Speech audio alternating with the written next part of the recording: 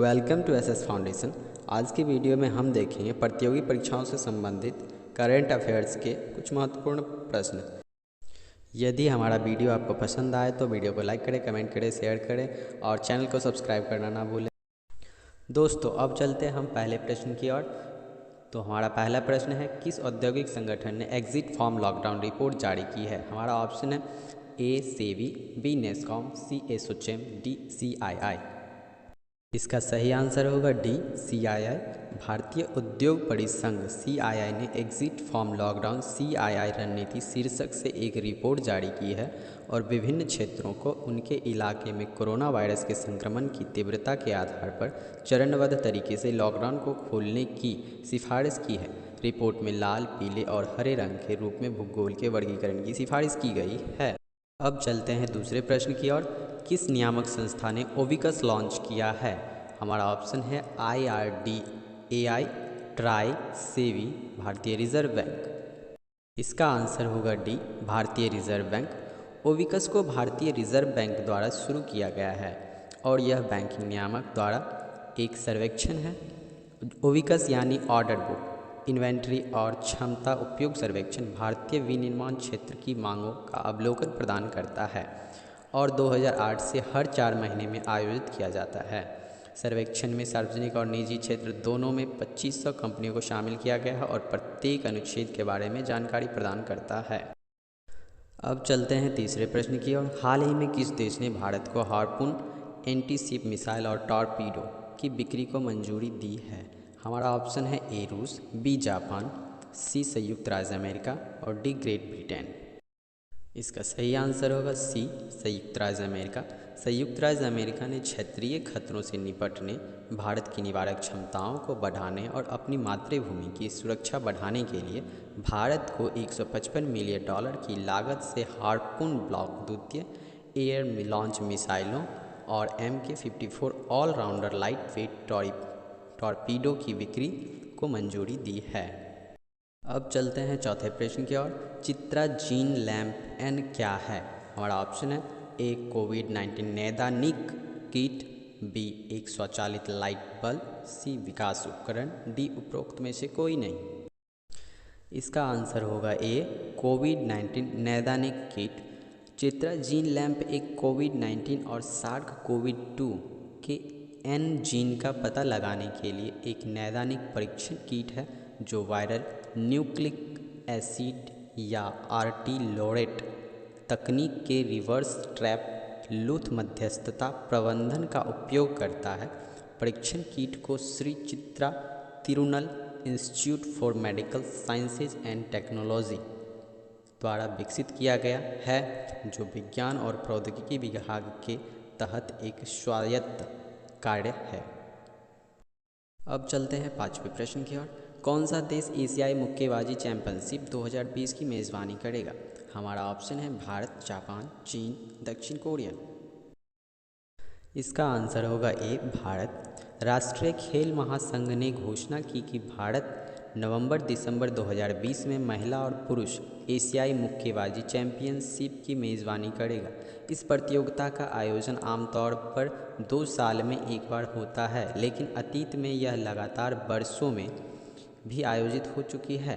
Boxing federation of India द्वारा एक बार हालात सामान्य होने और महामारी के पूरी तरह से नियंत्रण में आने के बाद मेज़बान शहर को अंतिम रूप दिया जाएगा।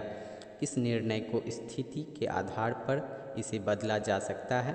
भारत ने पिछली बार पुरुष एशियाई चैंपियनशिप का आयोजन मुंबई में 1980 में किया गया था, जबकि महिला चैंपियनशिप की मेज़बानी 2003 में हिसार में की थी।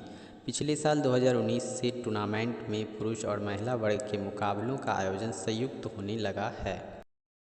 अब चलते हैं छठी प्रश्न की ओर। किस मंत्रालय ने सार्क देशों के स्वास्थ्य कर्मियों के लिए एक प्रशिक्षण कार्यक्रम की घोषणा की है? हमारा ऑप्शन है ए विदेश मंत्रालय, बी गृह मंत्रालय, सी मानव संसाधन विकास मंत्रालय, डी स्वास्थ्य और परिवार कल्याण मंत्रालय।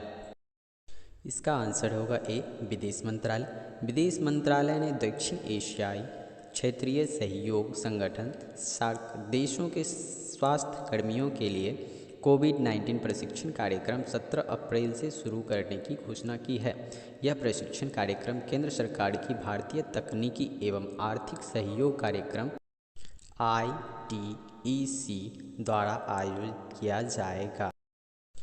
अब चलते हैं 7वें प्रश्न की ओर। किस संगठन ने पूषा परिशोधन सुरंग विकसित की है? हमारा ऑप्शन है ए भारतीय कृषि अनुसंधान संस्थान, बी जीव विज्ञान संस्थान, सी बोस संस्थान, डी कोशिकीय व आणविक जीव विज्ञान केंद्र।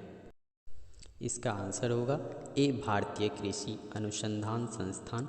पूषा परिशोधन और स्वच्छता सुरंग को कृषि अभियांत्रिकी विभाग भारतीय कृषि अनुसंधान संस्थान द्वारा विकसित किया गया है। स्वच्छता सुरंग में पैर से संचालित पानी निकालने की मशीन और साबुन शामिल है। सुरंग लगभग 20 मिनट फॉगिंग भी प्रदान करती है। इसके अलावा यह क्वार्टरनरी अमोनियम यौगिकों का स्रोत है जो 0.045% की एकाग्रता में उपयोग किए जाते हैं। एकाग्रता राशि स्वास्थ्य विभाग द्वारा अनुशंसित की गई है। अब चलते हैं 8वें प्रश्न की ओर। WWF इंडिया के नए राजदूत के रूप में किसे नियुक्त किया गया है? हमारा ऑप्शन है ए जैरेड लीटो, बी गौरी मौलेखी, सी विश्वनाथन आनंद, डी रोहित शर्मा। इसका आंसर होगा सी विश्वनाथन आनंद। विश्वनाथन आनंद को पर्यावरण शिक्षा कार्यक्रम के लिए वर्ल्ड वाइड फंड WWF का नया राजदूत नामित किया गया है। WWF इंडिया ने भारत में पर्यावरण संरक्षण के 50 वर्ष पूरे किए हैं।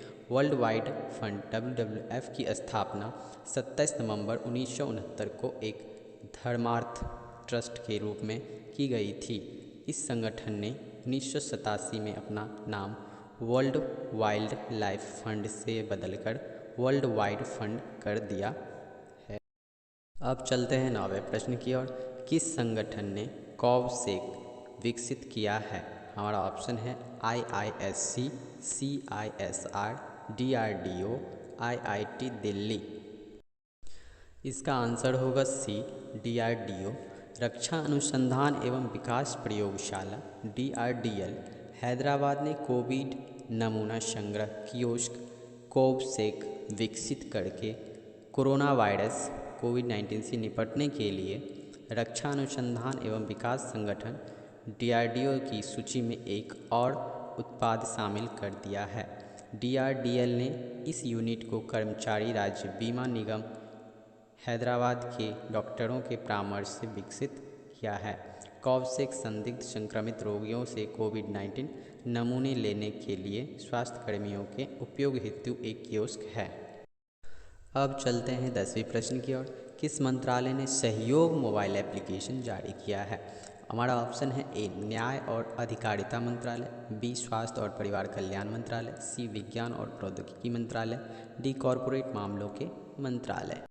इसका सही आंसर होगा सी विज्ञान और प्रौद्योगिकी मंत्रालय। सहयोग मोबाइल एप्लीकेशन और वेब पोर्टल विज्ञान और प्रौद्योगिकी मंत्रालय के तहत सर्वे ऑफ इंडिया द्वारा तैयार और प्रबंधित किया गया है और इसकी प्रतिक्रिया गतिविधियों को बेहतर बनाने के लिए समुदाय से के सहयोग के जरिए कोविड-19 विशिष्ट भू-स्थानिक डाटा सेट का संग्रहण करने के लिए अनुकूलित किया गया है। सहयोग एप्लीकेशन में महामारी के बड़े प्रकोप के लिए भारत सरकार की रणनीति एवं रोकथाम योजना के अनुरूप आवश्यक सूचना मापदंडों को शामिल किया गया है।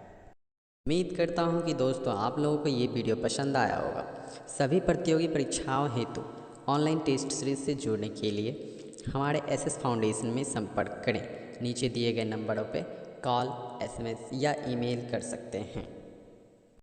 दोस्तों, जैसा कि मैंने कल वीडियो के अंत में आप लोगों के लिए एक क्वेश्चन दिया था, जो क्वेश्चन था बांग्ला कैलेंडर की शुरुआत किसने की थी? इसका सही आंसर होगा अकबर। दोस्तों, आप लोगों के लिए आज का क्वेश्चन है, किस राज्य सरकार ने CGHAAT वेबसाइट लॉन्च की है? ऑप्शन है ए पश्चिम बंगाल, बी उत्तर प्रदेश, सी छत्तीसगढ़, डी बिहार। तो देर किस बात की, उंगलियों को थोड़ा सा कष्ट दें और आंसर फटाफट टाइप करके भेजें।